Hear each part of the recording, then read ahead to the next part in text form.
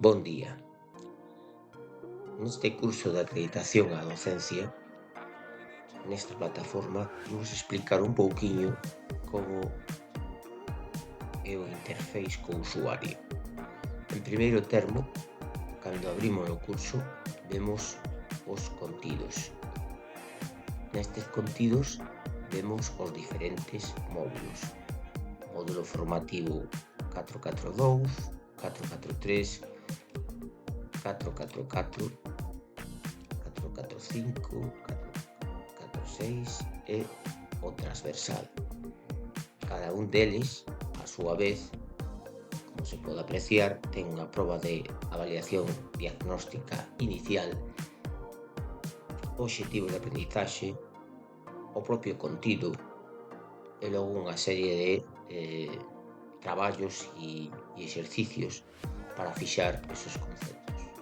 E logo, ao final, unha avaliación. Aparece, non? Estas avaliacións, que neste caso son 3, son referidas ao contido previo de cada un dos temas. Isto é en canto a contidos. Repítese, variando obviamente cos diferentes módulos, pois xa como se pode observar, en algúns teñen maior cantidad de temas, en outros menos, pero en todos eles repítese máis ou menos esta estrutura. A continuación temos as comunicaciones.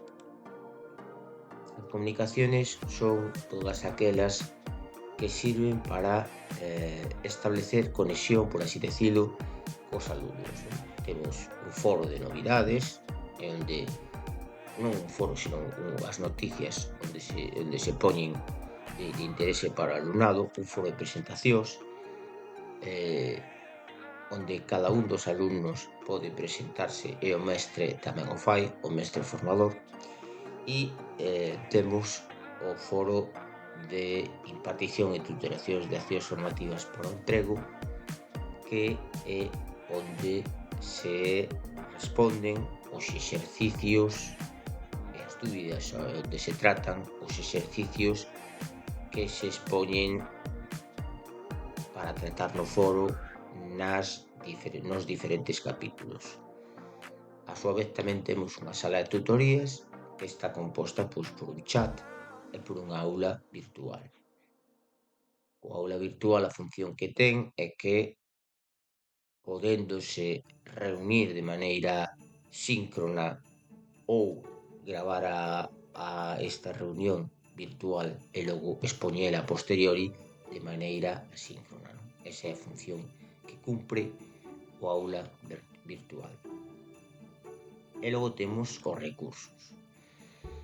Os recursos que di que hai un paseo virtual titular en vídeo, guía do seu funcionamento, guía do alumno, o cronograma, cuestionario de competencia digital, cuestionario de calidad intermedia do alumnado, cuestionario de calidad final ao alumnado, preguntas frecuentes, é o que chamamos FAQS, o buzón de suxerencias, o glosario, de acordo, a bibliografía, páxinas web, lexislación e materiais de consulta. E logo xa os manuais que se poden ir descargando da información que se vai obtendo. Ben, para axudarnos un pouco, temos tamén un correo electrónico, non? Que de maneira, pois, asíncrona nos permite comunicarnos. Se premo no correo electrónico, pois poido ver a bandexa de entrada, por exemplo, como habitualmente ocorre en calquera. E unha cousa importante con respecto ao correo electrónico é cando escribamos un correo electrónico é o título, para facer un seguimento axeitado del, de acordo?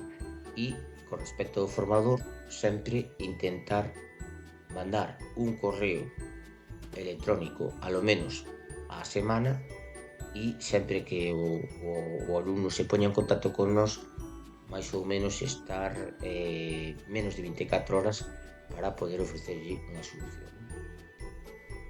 Se prego onde teño a fotografía, porque fixen o perfil meu así, pois vexo accesibilidade, perfil, calificacións, calendario, mensaxes, arquivos privados, informes, preferencias, idioma e poido cerrar a sesión.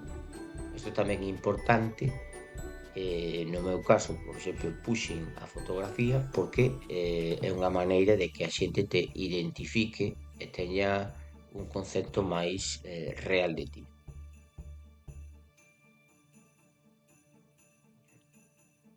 Volvemos outra vez á páxina inicial, vemos o seguimento, podes ver un informe das túas notas, unha aula virtual, o tempo estimado, o calendario e as últimas novas, é como un resumo do que acabamos de ver, non?